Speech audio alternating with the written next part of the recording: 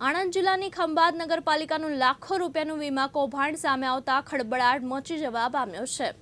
પાલિકાના emergency fire brigade ambulance Scorpio સહિતના વાહનો 4 વર્ષથી વીમા વગર જોખમી રીતે દોડી રહ્યા છે। પાલિકાના 50 થી 60 જેટલા વાહનોમાં વીમા જ નથી। ફાયર બ્રિગેડ સ્કોર્પિયો સિટી બસો સહિત ડોર ટુ ડોર કલેક્શન વાહનોના છેલ્લા 4 વર્ષથી વીમા રિન્યુ જ નથી કરાયા। પાલિકાના પૂર્વ સત્તાધીશ યોગેશ ઉપાધ્યાય કર્યો સરકારી પ્રજાને ટેક્સના નાણાંનો અંધાણ। પાલિકાના પૂર્વ સત્તાધીશોએ વર્ષ 2021-22માં વીમા પોલિસી માટે ઠરાવ કરી નાણાં ચાવ કરી ગયા હતા।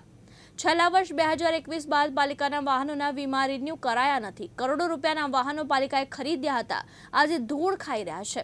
પાલિકા સત્તાધીશોને વાહન ખરીદીની મલાઈમાં રસ હોવાનું સામે આવ્યું। પાલિકાના સત્તાધીશો દ્વારા આરટીઓના નિયમોને 4 વર્ષથી ખુલ્લેઆમ ઉલ્લંઘન થઈ રહ્યું છે।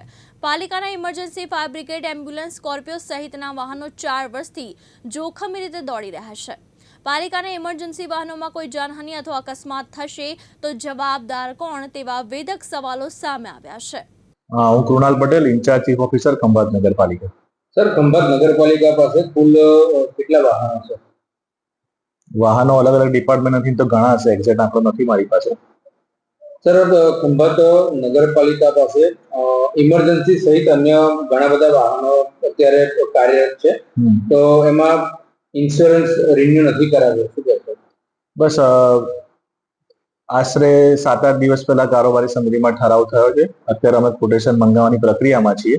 લગભગ 3 થી 4 દિવસમાં અમે એનું પ્રીમિયમ ફાઇનલ થાય, પ્રીમિયમ ભરેથી અઠવાડિયાની અંદર ઇન્સ્યોરન્સ પોલિસી બધા વાહનોની ઇસ્યુ થઈ જશે એવી કાર્યવાહી કરી રહ્યા છે।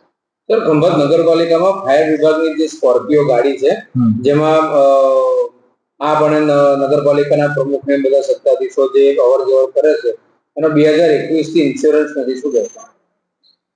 હું તમને એ જ કહેવા માંગુ છું કે ઠરાવ હજુ અઠવાડિયા 10 દિવસ પહેલા જ થયો છે। મારા ધ્યાને આવે કે હું 10 દિવસની અંદર એનું ઇન્સ્યોરન્સ કરાવવા માટે કાર્યવાહી કરી રહ્યો છું। સર, જે વાહનો જે ડ્રાઈવરો ચલાવે છે અને એમાં કોઈ અઘટિત ઘટના ઘટી અને કોઈ એક્સિડન્ટ થયો અને એમાં કોઈ મૃત્યુ પામ્યું તો જવાબદાર કોણ? ધ્યાને આવેથી તરત કાર્યવાહી કરીએ જ છીએ, ઇન્સ્યોરન્સ પોલિસી લઈ લઈશું જલ્દી। ને સાહેબ, આપણે આજે ડોર ટુ ડોર વેસ્ટ કલેક્શનની જે વાન ચાલે છે એમાં 16 વર્ષથી નીચેના છોકરાઓ ગાડી ચલાવે છે, તે વિશે શું કહેવાનું છે? 2-3 મહિના પહેલા એવું મારે ખૂબ ધ્યાન દોર્યું હતું, ત્યારે અમે એજન્સીને લેટર લખીને જાણ કરી હતી કે 18 વર્ષથી ઉપરના લોકોને નોકરી લેવા। ઘણી વખત એ લોકો જે કાસ્ટમાંથી એમાંથી આવતા હોય તેમાંથી છોકરાઓ દેખીતા નાના હોય છે, પણ 18 વર્ષથી ઉપરના જ હોય છે અને અમે ધ્યાન રાખીએ જ છીએ। એ લોકોને લેખિતમાં અમે જાણ કરેલ જ છે। ને આપણા જે કંઈ પણ નગરપાલિકાના વાહનો છે તેમાં જે કંઈ પણ ડ્રાઈવર છે તે તમામ પાસે ડ્રાઇવિંગ લાયસન્સની ઉપસ્થિત છે। નગરપાલિકાના તમામ ડ્રાઇવિંગ લાયસન્સ તો હોય જ છે બધા પાસે। અને જે હેવી વ્હીકલ છે, જેમ કે પેલું ગટર માટે ને, તો એમાં એજન્સી કાર્યરત છે, આપણે જાતે નથી કરતા।